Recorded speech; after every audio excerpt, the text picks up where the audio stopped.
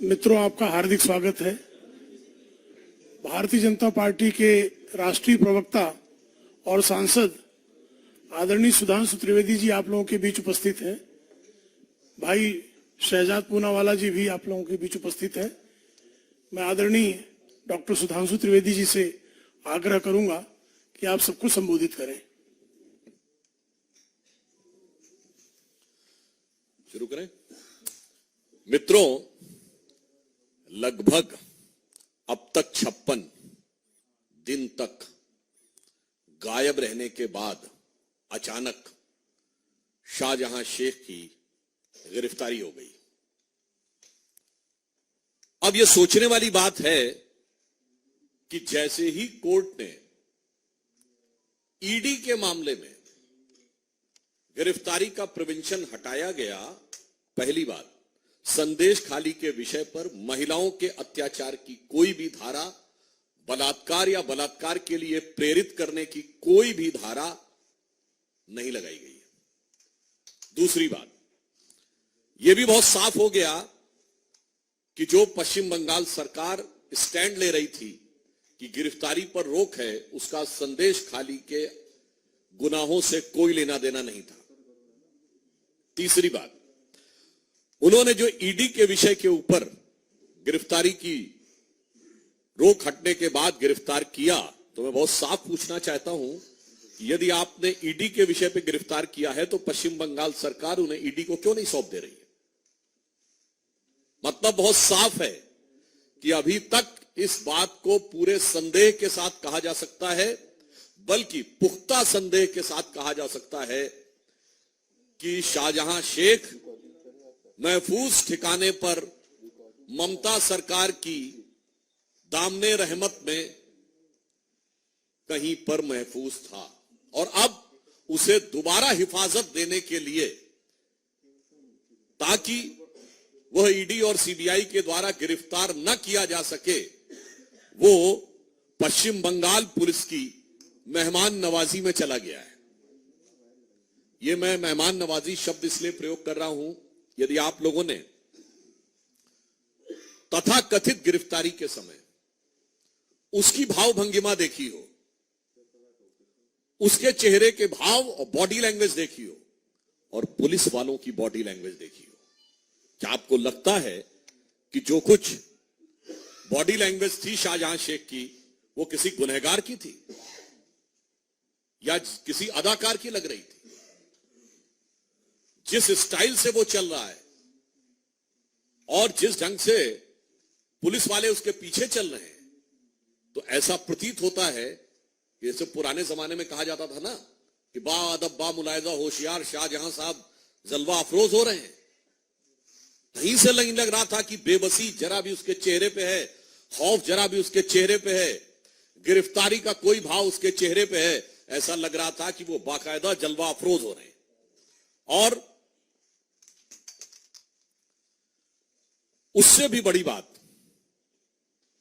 कभी पुलिस गिरफ्तार करती है तो आपने देखा है कि वो पुलिस आगे चलती है कि गिरफ्तार किया हुआ व्यक्ति आगे चलता है? पुलिस आगे चलती है। यहां तो ऐसा लग रहा था पुलिस एस्कॉर्ट कर रही है, क्योंकि शाहजहां शेख जिस धमक के साथ आगे चल रहा था और पुलिस वाले जिस ढंग से कंधे झुकाए हुए पीछे चल रहे थे, यह मैं इसलिए कह रहा हूं, यह संदेश खाली का संदेश पूरे भारत के लिए और पूरे समाज के लिए बहुत साफ है। उससे बड़ी आपत्ति हमारा साफ साफ पूछना यह है कि जिसको ममता जी ने फ्लोर ऑफ द हाउस पे डिफेंड किया, वो अचानक पुलिस के द्वारा एक लीगल प्रोटेक्शन देने के लिए, यानी अभी तक उसे सेकुलर प्रोटेक्शन प्राप्त था, अब उसे लीगल प्रोटेक्शन प्राप्त हुआ है।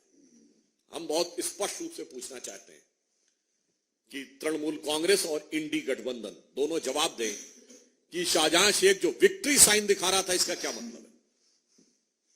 किस बात की विक्ट्री? महिलाओं के ऊपर अत्याचार, दमन, उत्पीड़न, बलात्कार के द्वारा उनकी जमीनें कब्जे जाने को विजय बताना, यह वही बात है महिलाओं पर यातना और अत्याचार को विजय का प्रतीक बनाना, यह मध्यकालीन मुगलिया मानसिकता का प्रतीक है। और 21वीं सदी में शाहजहां शेख और ममता बनर्जी की सरकार उसी को आज एक रूप में सामने दिखाई दे रही है। इसलिए हम बहुत स्पष्ट रूप से पूछना चाहते हैं कि टेक्निकल सवाल हमारा यह है कि यदि ईडी के हमले के लिए पुलिस ने गिरफ्तार किया है तो ईडी को हैंडओवर क्यों नहीं कर रहे। सेकंड सवाल हमारा टेक्निकल यह है कि महिलाओं पे उत्पीड़न और बलात्कार की धाराएं क्यों नहीं लगाई गई। और तीसरा सवाल यह है कि जब कैमरे के सामने उसका इतना जलवा दिख रहा है तो जेल में वो किस जलाल के साथ रह रहा होगा या रहेगा, इसका हमें सहज अनुमान लगाया जा सकता है। और चौथा नैतिक और राजनैतिक सवाल यह है कि उस विक्ट्री साइन का क्या कहना है। और मात्र इतनी ही बात नहीं है, आप देख रहे हैं कि मोदी जी के प्रति ईर्ष्या और वैमनस्य में किस सीमा तक इंडी गठबंधन के लोग गिरते जा रहे हैं कि आज कांग्रेस के वरिष्ठ नेता बीके हरिप्रसाद जी इस सीमा तक बोल देते हैं कि पाकिस्तान बीजेपी का दुश्मन है, हमारा नहीं है। यह बोलने का भाव क्या है। और मैं यह भी कहना चाहता हूं, यह बीके हरिप्रसाद जी का या कांग्रेस के किसी नेता का जुबान से फिसला हुआ बयान नहीं है। मणिशंकर अय्यर और Salman Khurshid, former cabinet ministers, both were the former cabinet minister and Salman Khurshid ji were the former foreign affairs minister, जाके ये कहे थे ना कि पाकिस्तान में जाके कहे थे कि मोदी जी को हटाना है तो मदद करिए। राहुल गांधी जी के बयान को पाकिस्तान ने यूनाइटेड नेशंस में भारत सरकार के खिलाफ प्रयोग किया था। इमरान खान ने बतौर प्राइम मिनिस्टर, उस समय कांग्रेस के अध्यक्ष रहे पंजाब में, सिद्धू की तरफ इशारा करते हुए रैली में बोला था कि जब तक ये सरकार रहेगी तब तक हमारे हालात नहीं सुधरेंगे, जब आप लोग आएंगे तभी हमसे संबंध बेहतर होंगे। हाफिज को साहब किसने बोला था? कांग्रेस के नेता ने। और हाफिज सईद का वो वीडियो अवेलेबल है जिसमें वो कहता है कि भारत में सिर्फ बीजेपी जैसे खराब लोग नहीं है। देखिए आज कांग्रेस पार्टी ने तो ऐलान कर दिया है कि आप पाकिस्तान के खिलाफ जो कर रहे हैं वो बंद करिए, कोट अनकोट। तो साहब ये प्यार का इकरार दो तरफा है। इसलिए मैं बहुत साफ पूछना चाहता हूं, एक तरफ आप अपराधी आतंकवादी तत्वों को समर्थन दे रहे हैं और दूसरी तरफ खुलेआम ये बयान दे रहे हैं, तो इंडी गठबंधन और राहुल गांधी जी से हम ये पूछना चाहते हैं कि मोहब्बत की दुकान में पाकिस्तान के लिए इतनी मोहब्बत क्यों नजर आ रही है। और ये फिर मैं बोल रहा हूं, again I am quoting with reference, Barack Obama ने अपनी किताब द प्रॉमिस लैंड में 2010 में भारत की यात्रा के समय तत्कालीन प्रधानमंत्री डॉक्टर मनमोहन सिंह जी की वार्ता के आधार पर लिखा था कि 2008 में 26/11 के हमले के बाद भारत की सेना एक कड़ी कार्रवाई करने के लिए तैयार थी। और उस समय रॉय आईबी के चीफ थे जिन्होंने इस्तीफा भी दे दिया था इस बात पे, क्योंकि लगातार संकेत दिए गए थे कि ऐसा होने वाला है। परंतु उसके बावजूद बकौल बैरक ओबामा, अगर कांग्रेस को आपत्ति है तो बैरक ओबामा पे जाके मुकदमा कर दें, बकौल Barack Obama doctor Manmohan Singh की सरकार ने इसलिए निर्णय नहीं लिया कि पाकिस्तान के खिलाफ हुई किसी भी कार्रवाई से बीजेपी को फायदा न हो जाए। यानी हमारे सैकड़ों लोग मारे गए, हमारे सिपाही मारे गए। तुकाराम मामले को तो याद है, हाथ में वो पकड़ते हुए गोली लग गई, कोई फर्क नहीं पड़ता। सियासत के तराजू पे तौलना है, चाहे पीड़ित महिलाओं का दर्द हो, आदिवासी महिलाओं का दर्द हो संदेश खाली में, दलित महिलाओं का दर्द हो, वो पहले तराजू पे, सियासत के तराजू पे तौला जाता है कि कौन सा वोट बैंक तगड़ा वाला है, फिर उसके आधार पे बोला जाता है। और फिर चाहे देश की सुरक्षा हो या देश का आत्मसम्मान हो, उसको भी उसी प्रकार से राजनीति के तराजू पे तौला जाता है। और आपने वो भी देखा होगा कि माननीय प्रधानमंत्री जी ने भी इसका उल्लेख किया है कि तमिलनाडु की सरकार ने चीन के मिसाइल, चीनी फ्लैग, अब बताइए, चीन के साथ करार तो सुना था, डोकलाम में चीन के साथ लंच और डिनर तो सुना था, अब यही कसर रह गई थी कि इंडी गठबंधन की सरकारों में मिसाइल पे चीन का झंडा नजर आएगा, मगर आप आश्वस्त रहिए कि भारत की जनता इस हर एक चीज को, भारत की यह विवेकपूर्ण जनता हर एक चीज को बहुत गंभीरता से देख रही है और इसका समुचित प्रत्युत्तर देगी। महिलाओं के उत्पीड़न का माकूल जवाब मिलेगा, पाकिस्तान से प्रेम का मुंहतोड़ जवाब मिलेगा और चीन के झंडे का बिल्कुल एप्रोप्रिएट रिप्लाई इस गठबंधन की सरकार को मिलेगा। और मैं याद दिलाना चाहता हूं, ये वही डीएमके की सरकार है जिसके de facto number 2 minister eradication of Sanatan Dharma यानी हिंदू धर्म के समूल नाश की कॉन्फ्रेंस करते हैं, बयान नहीं अभियान की बात करते हैं। वही चीन का मिसाइल दिखाते हैं और चीनी झंडा उनके कार्यक्रमों में दिखाया जाता है। इस प्रकार की मीडिया में रिपोर्ट्स हैं और इस प्रकार के चित्र बहुत स्पष्ट रूप से उपस्थित हैं और आज तक अभी तक डीएमके की सरकार ने न इसके लिए माफी मांगी है, न सफाई दी है, न इसका कोई खंडन किया है। इसलिए हम बहुत स्पष्ट रूप से कहना चाहते हैं कि ज्यों-ज्यों समय आगे बढ़ता जा रहा है,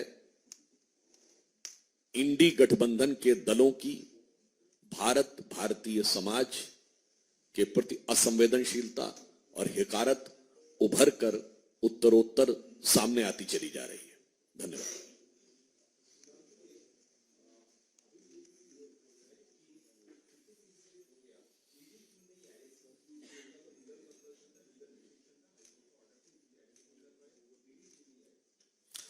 यही तो पॉइंट कह रहे हैं, अगर उन्होंने ईडी के प्रिटेक्स्ट पे अरेस्ट किया है तो it is incumbent on the part of the West Bengal government to hand it over to ED.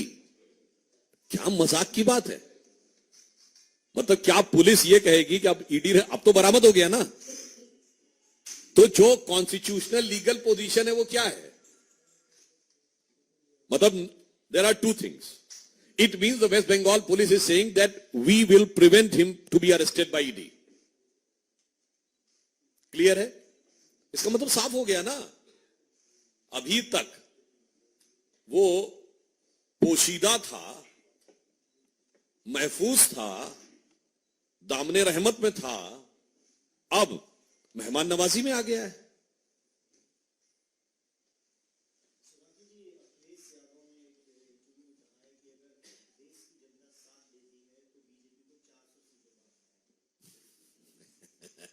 कल तो एक सीट हार गए और इतना ही नहीं साहब, उस हार में एक इंपॉर्टेंट बात आप देखिए, 36 वोट चाहिए होते थे एक सीट निकालने के लिए। ठीक है, कह रहे हैं कि हमने हरवा दिया। जया बच्चन जी को 41 वोट दिए। भाई आपके पास कुल 108 वोट हैं, 2 विधायक आपके आ नहीं सकते थे, आपके 106 वोट थे, आपको सबको 35-36 बांट देने चाहिए थे, 36 पे जीतते थे। जया बच्चन जी को 41, ये 5 वोट फालतू क्यों दिए भाई? फिर रामजी लाल सुमन जी को 40, 4 वोट फालतू, तो तीसरा हार नहीं आना है।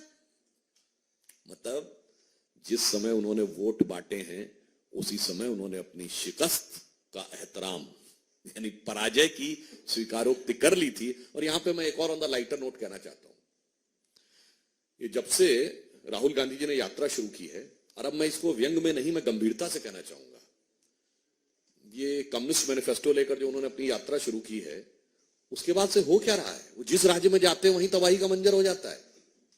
मतलब गुवाहाटी से शुरू किए तो चौपाटी में देवड़ा जी ने पार्टी छोड़ दी, वो बंगाल पहुंचे तो ममता जी ने मुंह मोड़ लिया, वो झारखंड पहुंचे तो सरकार तो बच गई, मुख्यमंत्री जी चले गए, वो बिहार पहुंचे तो इसके सूत्रधार उनको मझधार में छोड़ के चले गए नीतीश कुमार जी, वो उत्तर प्रदेश पहुंचे तो आरएलडी ने छोड़ दिया, और भाई साहब सपा से गठबंधन किया और सपा गड़बड़ा गई। मुझे लगता है इस बात पे बड़ी गंभीरता से विचार करना चाहिए कि ये हो क्या रहा है, और उसके बाद उनको लग रहा है कि यात्रा बहुत सफल है। तो इस पे मुझे वो पंक्ति याद आती है कि बर्बादियों का शोक मनाना फिजूल था, मैं बर्बादियों का जश्न मनाता चला गया।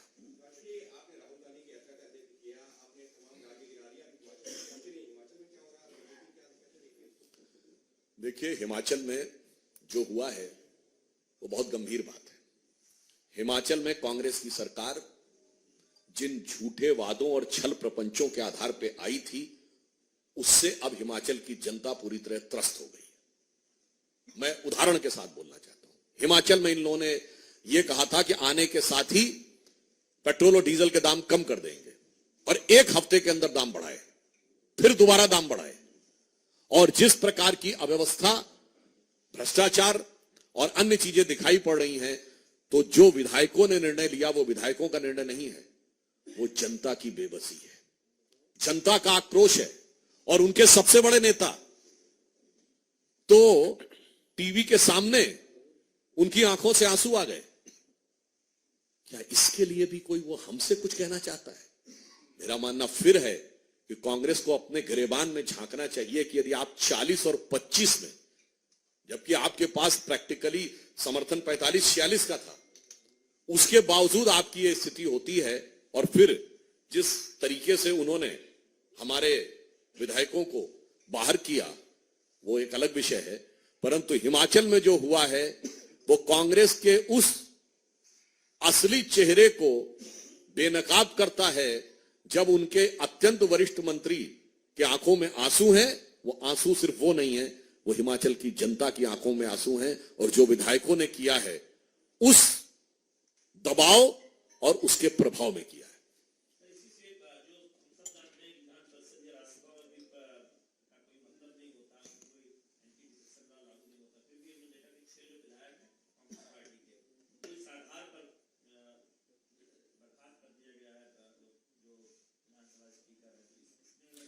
अब देखिए, ये विषय पे मेरे विचार से जो निर्णय है, मैं बहुत स्पष्ट कहना चाहूंगा कि जब सदन की कार्रवाई भी नहीं शुरू हुई थी, उससे पहले ही यदि विधायकों को बाहर किया गया, मुझे लगता है यह दर्शा रहा है कि कांग्रेस की सरकार यह समझ गई है कि अब विधानसभा के पटल के ऊपर भी उनकी स्थिति, जो नैतिक दृष्टि से वो कमजोर हो गए थे, अब संवैधानिक दृष्टि से भी वो कमजोर स्थिति में आ गए हैं।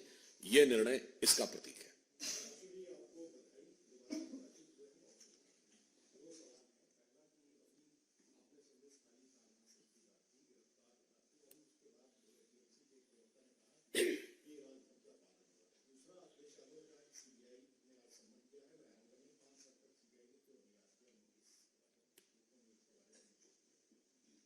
देखिए, जो उन्होंने कहा, बहुत दुखद बात है कि धर्म की बात उनको शाहजहां शेख के बचाव के लिए याद आती है।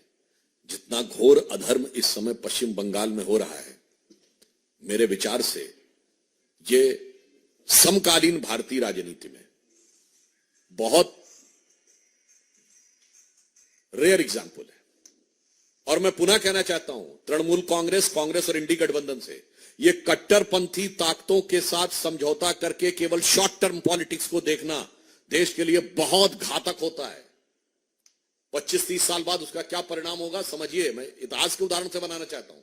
1916 में कांग्रेस ने मुस्लिम लीग के पृथक निर्वाचन क्षेत्र की मांग मान ली थी जिन्ना के दबाव में, और सोचा था कि इससे फिलहाल मामला टल गया। 30 साल बाद वही इलाके पाकिस्तान बने। तो आज ममता जी जो कर रही हैं, आपको चिंता नहीं है कि 25 साल बाद, 20 साल बाद देश का क्या होगा। हमें चिंता है, क्योंकि माननीय प्रधानमंत्री जी ने तो यह कहा है कि अमृत काल में जो हम कार्य कर रहे हैं और देश की जनता को मिलकर जो कार्य करना है, वो 1000 साल के आगे के भारत का आधार बताएगा। तो हमें 20-25 साल नहीं, 1000 साल आगे के भारत की भी चिंता है, और 10,000 साल पुराने भारत की भी चिंता है। इनको सिर्फ एक चुनाव और 2 चुनाव में जीत की चिंता है। उसके बाद चाहे देश का कुछ भी हो, इतिहास गवाह है इन पार्टियों की फितरत ने देश को इस तरीके की समस्याओं में पहुंचाया। बहुत बहुत धन्यवाद।